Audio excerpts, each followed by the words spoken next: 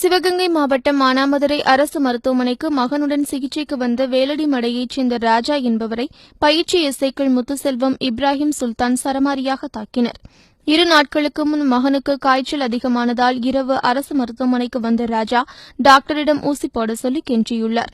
அப்போது குடிபோதையில் வாகனம் ஓட்டியவரை பயிற்சி எஸ்ஐக்கள் பரிசோதனைக்கு அழைத்து வந்ததால் அவரை பரிசோதித்தனர். அதனை சிறுவனின் தந்தை தட்டி கேட்டதால் ஆத்திரமடைந்த முத்துசெல்வம், இப்ராஹிம் சுல்தான் இருவரும் ராஜாவை சரமாரியாக அடித்து மருத்துவமனையை விட்டு வெளியே விரட்டினர். தந்தையை அடிக்காதீர்கள் என்று சிறுவன் கெஞ்சியும் அவரை விரட்டியடித்தனர்.